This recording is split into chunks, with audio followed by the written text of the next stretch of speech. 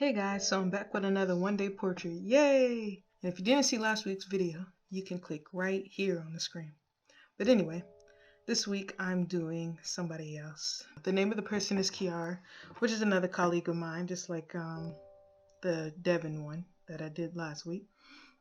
And starting out, I'm doing something like a underpainting.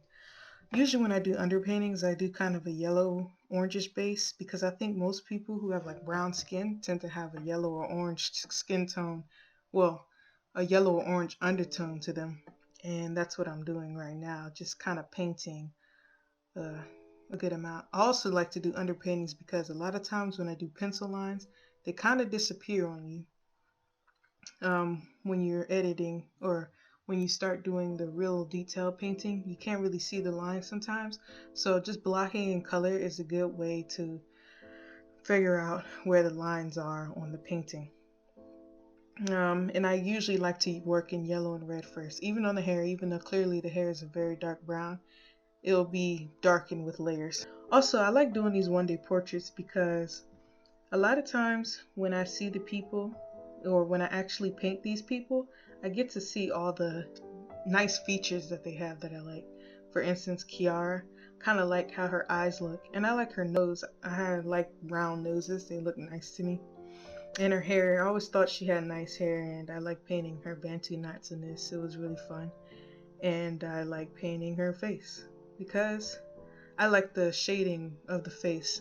From looking at the picture at first, I was thinking, this might not be that interesting to paint until I started painting it, and then I actually liked it.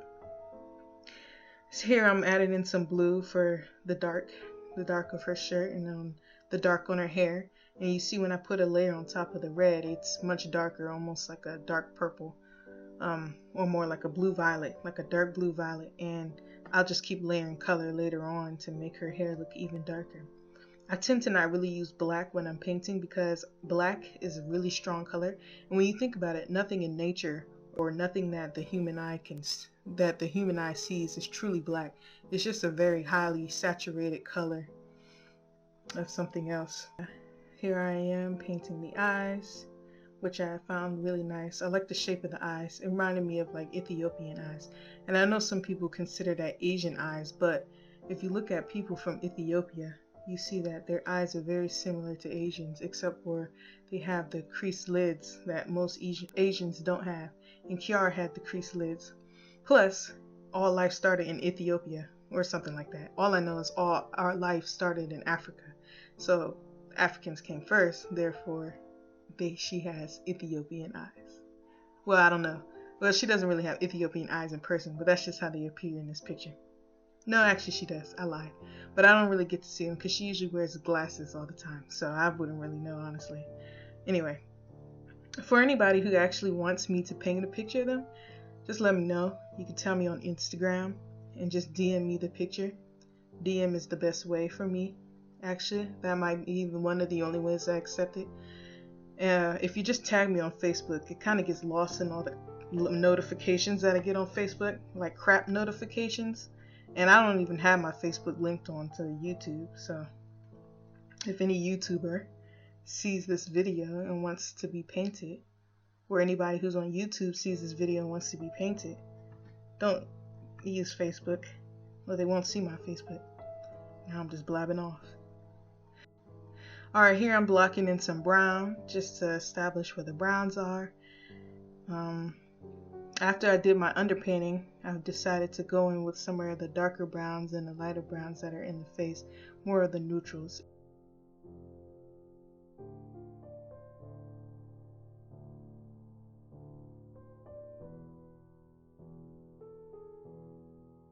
And then here I'm starting to add more white.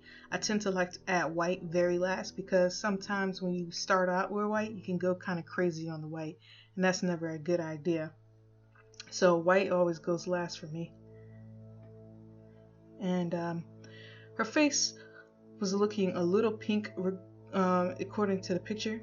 When I do faces from a picture, especially when the camera is not the best quality, I never really do the exact color that the picture shows because a lot of times the picture quality is bad and the colors that you see aren't as vivid and bright.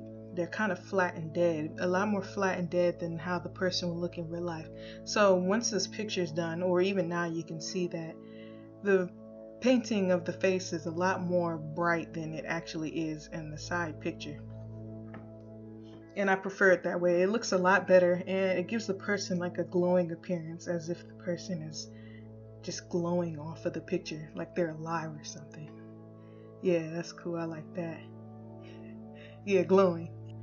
So I just add a little bit of white in certain places, not too much.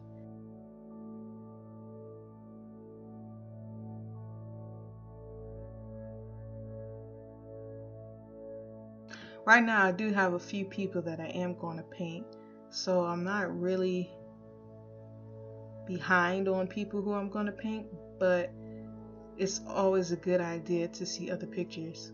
Also, if I do get a lot more requests from people, I'm not going to take all of those requests because that's just going to be too much. I will take the pictures that I like the best.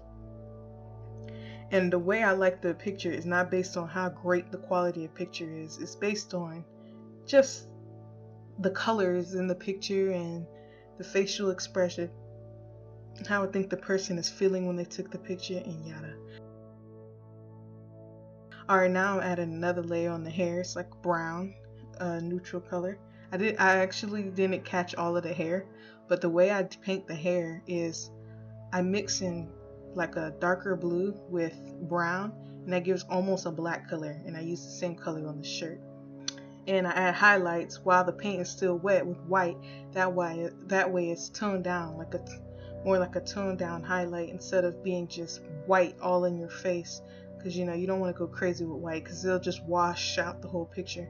In the picture her hair is a little more brown, but I actually like this because it kind of ties in with her hair. The way I did it in the painting, it looks more, it moves the eye a little better from the dark from her hair to her eyes and to her shirt, and that's why I did that. Here I'm just adding a little more extra detailing that isn't really easy to pick up from the video, but you can see it once in the complete picture how the details change.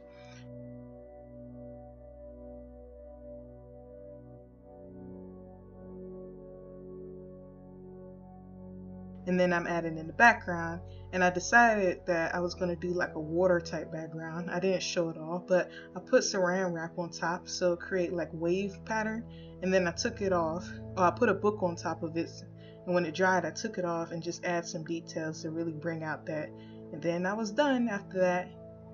But thanks for watching. Make sure you like and subscribe if you want to. If you don't have to, of course. And share the video. Every share is very helpful, and I appreciate it very much. But again, thank you for watching, and see you next week for a surprise portrait. I'm not going to tell you what it is. Just know it's a surprise.